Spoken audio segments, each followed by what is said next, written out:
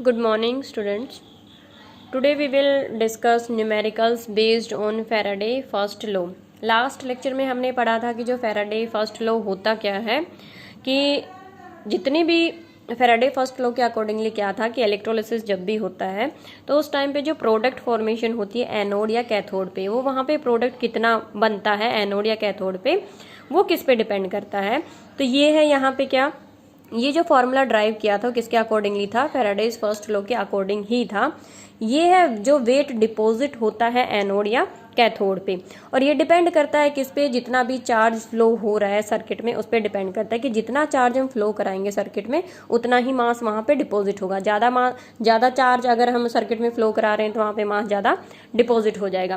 तो ये वेट है और ये वो चार्ज है जो कि फ्लो हो रहा है। अब ये जो जेड है ये क्या था, मैंने पिछले लेक्चर में ये बताया था आपको कि ये क्या होता है, इलेक्ट्रोकेमिकल इक्विवेलेंट होता है। इसके लिए जो इसकी वैल्यू हम कैलकुलेट करते हैं उसके लिए हमने फॉर्मूला ड्राइव किया था, और वो जो फॉर्मूला था वो क्या था, this one, Z equals to molecular mass या फिर एटम है तो एटॉमिक मास अपॉन ये 1 मोल ऑफ इलेक्ट्रॉन पे जो चार्ज प्रेजेंट होता है वो into n factor. N factor के बारे में भी हमने बेटा डिस्कस किया था लास्ट लेक्चर में कि एन फैक्टर होता क्या है। जो भी सेल रिएक्शंस होती है एनोड या कैथोड पे उस टाइम पे जितने इलेक्ट्रॉन गेन या लूज होते हैं वो क्या होता है, एन फैक्टर होता है। और न्यूमेरिकल से सॉल्व करने के लिए एन फैक्टर का पता होना बहुत ही ज़्यादा जरूरी है, ये बहुत इंपॉर्टेंट है जो एन फैक्टर है वो। तो ये तो थी जेड की वैल्यू हम कैसे कैलकुलेट करते हैं। दूसरा यहाँ पे हमारे पास क्या है, क्यू, जो चार्ज फ्लो हो रहा है वो क्या होता है, आई इंटू टी। चार्ज जितना फ्लो होता है, कितना फ्लो होता है कि जितना करंट हम देंगे और जितने टाइम के लिए हम प्रोवाइड करेंगे, कितना करंट हम प्रोवाइड कर रहे हैं, कितने टाइम के लिए प्रोवाइड कर रहे हैं, वो क्या होता है, charge flowing in the circuit. तो अब हमारे पास जेड की वैल्यू भी है, क्यू की वैल्यू भी है। जब दोनों वैल्यूज हम इस इक्वेशन में पुट करते हैं तो यहाँ से फॉर्मूला कौन सा ड्राइव होता है, दिस वन, कि जो मास डिपॉजिट होगा वो किसके इक्वल आएगा, molar mass into current into time upon जो चार्ज प्रेजेंट है 1 मोल ऑफ इलेक्ट्रॉन पे इंटू जो एन फैक्टर होता है वो। तो यहाँ से इस फॉर्मूला से हम क्या कैलकुलेट कर सकते हैं, जितना भी मास डिपॉजिट होगा कैथोड या फिर एनोड पे। अब इसी फॉर्मूला से एक और फॉर्मूला हम ड्राइव कर सकते हैं, वो कौन सा है कि ये जो फैक्टर है मोलर मास, इसको अगर हम यहाँ पे ले आए W अपॉन मोलर मास, तो ये जो क्वांटिटी होती है कि वेट अपॉन मोलर मास, ये होता क्या है, यहाँ पे देखो कि वेट अपॉन मोलर मास किसके इक्वल होता है, नंबर ऑफ मोल्स के इक्वल होता है। तो इसकी जगह पे हम क्या पुट कर सकते हैं, नंबर ऑफ मोल्स एन। तो यहाँ से फॉर्मूला कौन सा ड्राइव हो जाएगा, यहाँ पे दिस वन, कि नंबर ऑफ मोल्स जो है वो किसके इक्वल होता है, करंट इंटू टाइम अपॉन जो चार्ज प्रेजेंट है 1 मोल ऑफ इलेक्ट्रॉन पे इंटू एन फैक्टर। ये भी न्यूमेरिकल्स में काफी बार यूज होगा, ये फॉर्मूला बहुत ही इंपॉर्टेंट है बेटा, इसको ध्यान में रखना।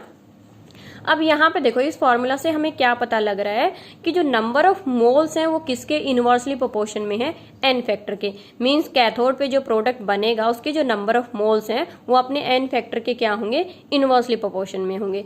तो इसी से ये फॉर्मूला भी ड्राइव होता है कि नंबर ऑफ मोल्स जो है, जो कि कैथोड पे जो प्रोडक्ट बना है उसके जो नंबर ऑफ मोल्स हैं वो एन फैक्टर के इनवर्सली प्रोपोर्शन में है।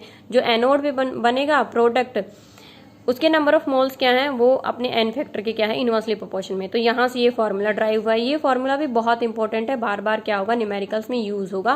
तो ये फॉर्मूला है, ये भी है, ये भी है, जितने भी फॉर्मूलाज है काफी इंपॉर्टेंट है। अब इन फॉर्मूलाज को हम क्या करेंगे, न्यूमेरिकल्स में यूज करते हैं। तो फर्स्ट न्यूमेरिकल हम देखते हैं। पहला जो न्यूमेरिकल यहाँ पे गिवन है वो क्या है बेटा, देखो, how much charge is required for the following reduction. यहाँ पे क्या हो रहा है, रिडक्शन हो रहा है। फर्स्ट पार्ट हम देख रहे हैं कि किसका रिडक्शन हो रहा है, यहाँ पे 1 mole of aluminium plus 3 aluminium ions to aluminium. तो हमें पता है कि रिडक्शन बेटा कहाँ पे होता है, रिडक्शन होता है कैथोड पे। तो जो कैथोड पे रिएक्शन हो रही है वो हम स्टडी करते हैं। एल्यूमिनियम आयंस कैथोड पे क्या करेंगे, इलेक्ट्रॉन गेन करेंगे। कितने इलेक्ट्रॉन गेन करेंगे, जितना चार्ज प्रेजेंट है वो, और अपना वहां पे प्रोडक्ट फॉर्मेशन कराएंगे। अब यहाँ पे इस रिएक्शन से हमें क्या पता लग रहा है कि जब हम 3 मोल ऑफ इलेक्ट्रॉन प्रोवाइड करने हैं देन वहां पे क्या बन रहा है, 1 मोल ऑफ एल्यूमिनियम की फॉर्मेशन हो रही है। तो अगर चार्ज पूछा गया है 1 मोल के लिए, 1 मोल ऑफ प्रोडक्ट के लिए, तो डायरेक्ट एन फैक्टर से हम वो चार्ज बता सकते हैं। तो यहाँ पे बेटा इस रिएक्शन से देख के क्या पता लग रहा है कि जो एन फैक्टर है वो क्या होगा, यहाँ पे 3। क्योंकि एन फैक्टर क्या था कि जितने भी इलेक्ट्रॉन गेन या लूज होते हैं वो एन फैक्टर होता है। तो यहाँ पे इस रिएक्शन में देखो एल्यूमिनियम जो है कितने इलेक्ट्रॉन गेन करे, 3 इलेक्ट्रॉन, मतलब यहाँ पे एन फैक्टर कितना है, 3 है। एन फैक्टर का मतलब क्या होता है कि यहाँ पे हम चार्ज देख रहे हैं, एन फैक्टर क्या है, 3 इलेक्ट्रॉन है, 3 मोल ऑफ इलेक्ट्रॉन। तो 3 मोल ऑफ इलेक्ट्रॉन पे चार्ज कितना बताया था मैंने आपको, 1 मोल ऑफ इलेक्ट्रॉन पे चार्ज प्रेजेंट होता है कितना, 1 मोल ऑफ इलेक्ट्रॉन पे चार्ज होता है 96500 कूलम्स।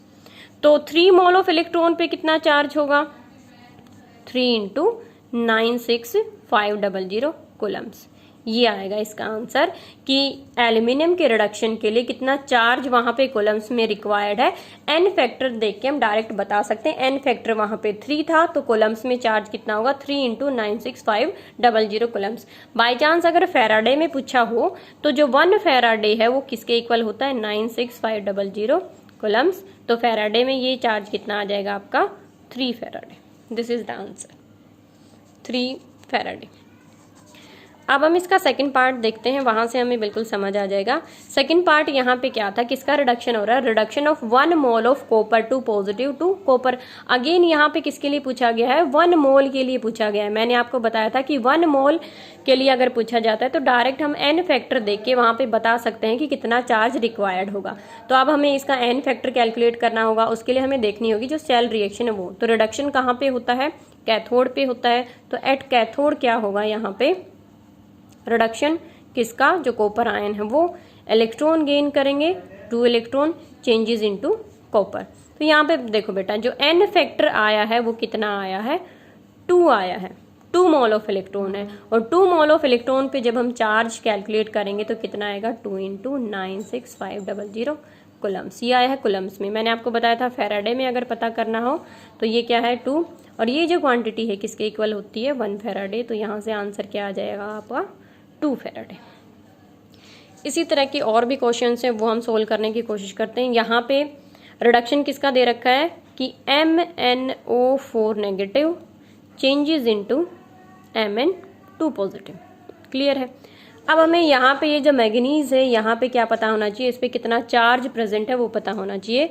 तो यहाँ पे चार्ज पता करने के लिए या फिर ऑक्सीडेशन नंबर पता करने के लिए हमने ये +1 में भी पढ़ा था कि ऑक्सीडेशन नंबर हम कैसे कैलकुलेट करते हैं रेडॉक्स रिएक्शंस में। तो यहाँ पे क्या होगा, इसको हम x मान लेंगे। ऑक्सीजन, एक ऑक्सीजन पे कितना चार्ज होता है, -2, और 4 पे कितना होगा, -8, इक्वल्स टू क्या होगा, जितना चार्ज यहाँ गिवन है -1, x इक्वल्स टू क्या आ जाएगा, +7। मतलब यहाँ पे ये जो प्रेजेंट है इस पे कितना चार्ज है, +7, और ये रिड्यूस्ड होके किसमें कन्वर्ट हो रहा है, दिस वन। तो कैथोड पे जो रिएक्शन होगी वो कैथोड पे क्या रिएक्शन होगी, +7 इलेक्ट्रॉन गेन करेगा कितने, 5 इलेक्ट्रॉन, क्योंकि किसमें चेंज हो रहा है ये, +2 में। तो यहां से बेटा देखो कि जो एन फैक्टर है वो एन फैक्टर कितना आएगा, 5 आया है एन फैक्टर। तो एन फैक्टर देख के हम यहां से चार्ज पता कर सकते हैं। तो चार्ज कितना आएगा, 5 × 96500 कूलम्स। और अगर फैराडे की फॉर्म में पूछा है तो कितना आ जाएगा यहाँ पे, 1 फैराडे। क्लियर है बेटा, ओके। अब एक और तरह के न्यूमेरिकल हम यहाँ पे देखते हैं।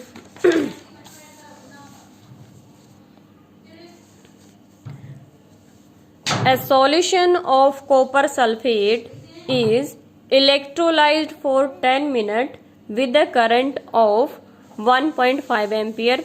What is the mass of copper deposited at cathode?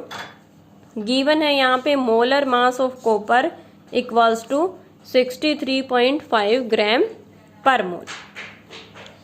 अब यहाँ पे देखो इस न्यूमेरिकल में बेटा गिवन क्या है, कॉपर सल्फेट इलेक्ट्रोलाइट गिवन है जो कि इलेक्ट्रोलाइज्ड हो रहा है कितने मिनट के लिए, 10 मिनट के लिए। टाइम गिवन है with a current of 1.5 ampere, मतलब करंट यहाँ पे I की वैल्यू गिवन है।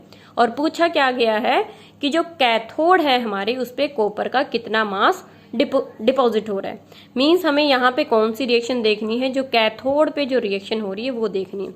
उससे पहले देखो हमारे पास क्या है, कॉपर सल्फेट है, इसके आयंस कौन से प्रेजेंट होंगे, copper 2 positive plus SO4 2 negative.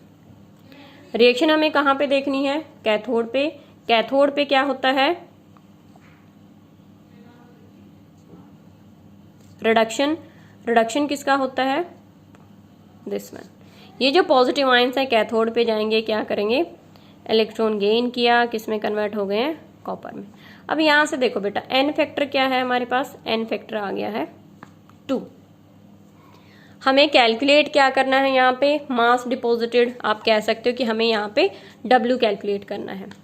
और जो W है वो कैलकुलेट करने का फॉर्मूला क्या होता है, यहाँ पे मैंने आपको लिखवाया था। W कैलकुलेट करने का फॉर्मूला क्या होता है, N into mm, number of moles multiplied by molar mass, और अगर एटम है तो एटॉमिक मास। तो यहाँ पे क्या होगा, N इंटू मोलर मास। ये फॉर्मूला हमें अप्लाई करना है। अब देखो इस न्यूमेरिकल में आपको गिवन क्या क्या है, टाइम गिवन है 10 मिनट है, मिनट को आप सेकंड में चेंज कर लो, 10 इंटू 60 सेकेंड। उसके बाद आपको करंट गिवन है I 1.5 एम्पियर। देन आपको मोलर मास जो है वो गिवन है 63.5 ग्राम पर मोल। वेट कैलकुलेट करना था। वेट कैलकुलेट करने के लिए आपको क्या चाहिए है, number of moles and molar mass. Molar mass आपको यहाँ पे गिवन है, अब चाहिए क्या है, नंबर ऑफ मोल्स। और नंबर ऑफ मोल्स कैलकुलेट करने का बेटा फॉर्मूला क्या होता है, स्टार्टिंग में ही मैंने आपको बताया था कि नंबर ऑफ मोल्स कैलकुलेट क्या होंगे, I इंटू टी अपॉन जो चार्ज प्रेजेंट है 1 मोल ऑफ इलेक्ट्रॉन पे एंड देन एन फैक्टर। तो ये फॉर्मूला क्या होगा, I into t upon into n factor.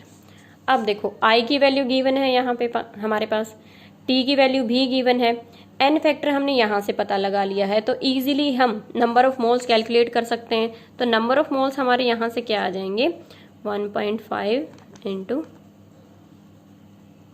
Upon N factor हमने कैलकुलेट किया हुआ है। एन फैक्टर क्या आया है, यहाँ से 2 आया है।